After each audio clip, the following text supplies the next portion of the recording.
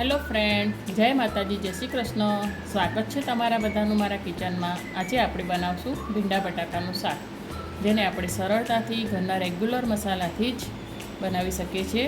તો ચાલો આપણે એને બનાવવાની શરૂઆત કરીએ. એના માટે 400 ગ્રામ જેટલા ભીંડા લીધા છે અને 2 બટાકા છોલીને તૈયાર રાખ્યા છે. તો ચાલો આપણે ભીંડાને કટ કરી લઈએ. એના માટે આપણે બંને સાઈડથી કટ કરી લઈશું. વચ્ચેથી પણ આપણે કટ લગાવી દઈશું અને ભીંડાને પણ આવી રીતે આપણે કટ લગાવી દઈશું, જેથી આપણો મસાલો બધો એમાં સારી રીતે ભળી જાય. ચલો આપણે બધા ભીંડાને આવી રીતે કાપી લઈએ. એવી રીતે આપણે બટાકાને પણ કટ કરી લઈશું. એના પણ આપણે 2 કાપા કરી લઈશું અને ઊભી સ્લાઇસમાં આપણે કટ કરી લઈશું. મીડિયમ સાઇઝની સ્લાઇસ રાખવાની છે. બસ આ રીતે આપણે એને કટ કરી લઈશું. તો ચાલો હવે આપણે ભીંડાને ફ્રાય કરી લઈએ. એ માટે એક પેનમાં આપણે 4 થી 5 ચમચી તેલ લઈશું.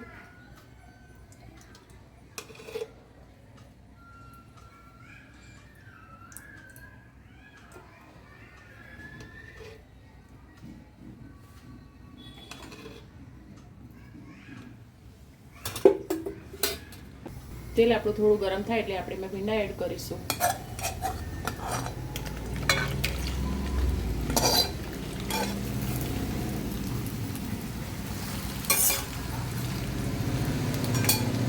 એમાં આપણે થોડું મીઠું એડ કરીશું.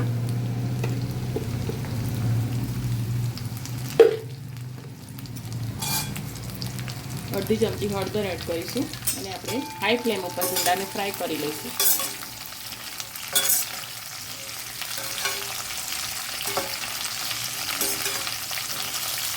ગેસની ફ્લેમ હાઈ જ રાખવાની છે.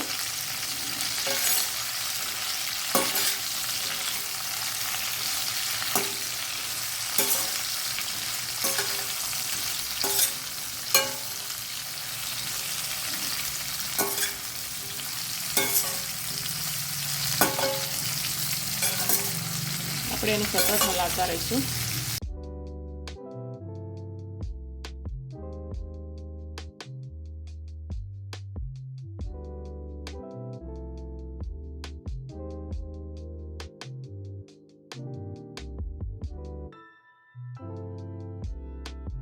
લગભગ 2 થી 3 મિનિટમાં આપણા બધા ભીંડા ફ્રાય થઈ જશે.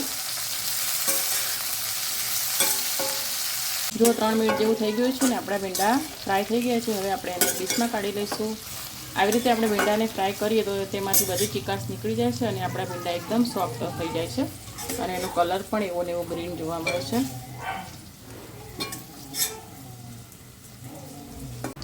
એ જ પેનમાં આપણે 3 થી 4 ચમચી તેલ લઈશું.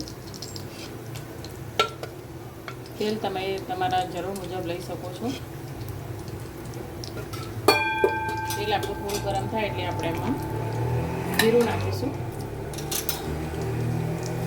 જીરાથી આપણે એનો વઘાર કરીશું. ચપટી રાઈ નાખીશું.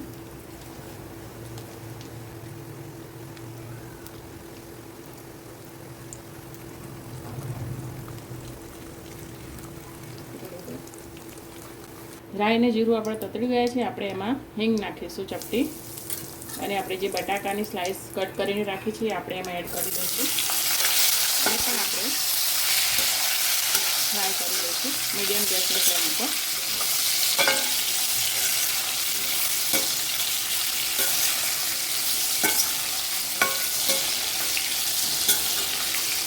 બધું આપણે સારી રીતે મિક્સ કરી દઈશું. ગેસની ફ્લેમ મીડિયમ જ રાખવાની છે. બટાકા આપણે સારી રીતે તેલમાં કૂક થાય ત્યાં સુધી આપણે એને રાખીશું.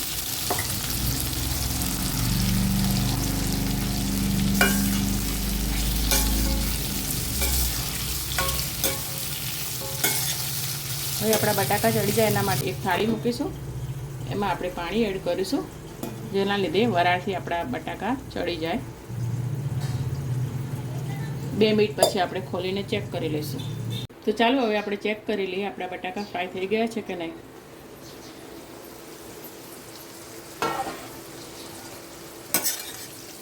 તમે જોઈ શકો છો આપણા બટાકાની સ્લાઇસ ફ્રાય થઈ ગઈ છે. આપણે એને ચેક કરી લઈએ. થઈ ગયા છે આપણા બટાકા. તો હવે આ સમયે આપણે એમાં લસણની પેસ્ટ એડ કરીશું.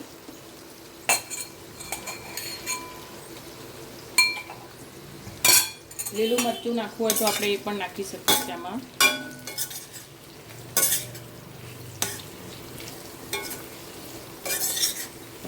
બધું આપણે એને મિક્સ કરી દઈશું.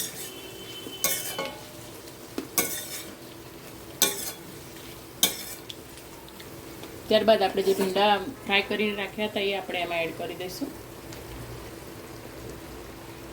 એને પણ આપણે બધું સાઈડે મિક્સ કરી દઈશું.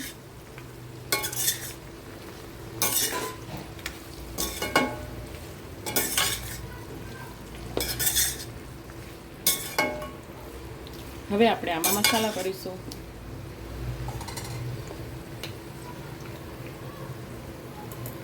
એક ચમચી મરચું પાવડર એડ કરીશું. 1 ચમચી ધાણા જીરું પાવડર, અડધી ચમચી હળદર, 1 ચમચી ગરમ મસાલો, સ્વાદ પ્રમાણે મીઠું એડ કરીશું. મીઠું આપણે ભીંડામાં પણ એડ કર્યું હતું એટલે જરૂર હોય એ પ્રમાણે નાખવું. બધું આપણે મિક્સ કરી દઈશું અને ગેસની ફ્લેમ મીડિયમ જ રાખીશું.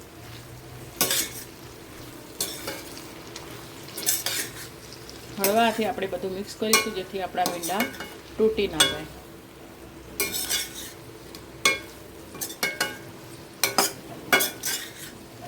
ભીંડાનું શાક તો આપણે રેગ્યુલર બનાવતા જ હોઈએ છીએ, પણ જો તમે આ રીતે બટાકા સાથે બનાવશો તો મસ્ત લાગશે એકદમ ખાવામાં. અને 2 થી 3 ચમચી ચણાનો લોટ શેકીને લઈશું, એનાથી એનું બાઇન્ડિંગ સરસ આવશે.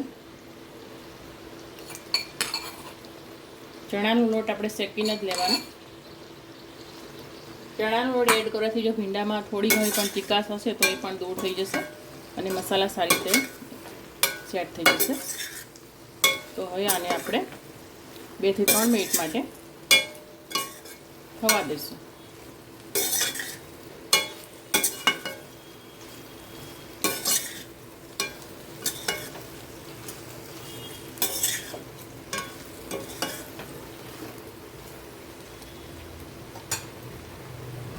તો હવે આપણે ઢાંકણ ઢાંકીને એને 2 થી 3 મિનિટ માટે આપણે એને થવા દઈશું ધીમા તાપે. તો 2 મિનિટ જેવું થઈ ગયું છે. આપણે એને હવે ઢાંકણું ખોલીને ચેક કરી લઈએ. તો બની ગયું છે આપણું શાક. આપણે એમાં અડધા લીંબુનો રસ એડ કરીશું. આપણે એને કોથમીરથી ગાર્નિશ કરીશું.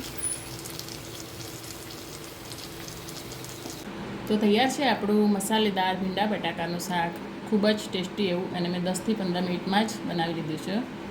તો મારી રેસીપી તમને ગમી હોય તો વિડીયોને લાઇક કરજો, શેર કરજો અને મારી ચેનલને સબસ્ક્રાઈબ કરજો. ફરી મળીએ એક નવા વિડીયોમાં. ત્યાં સુધી જય માતાજી, જય શ્રી કૃષ્ણ.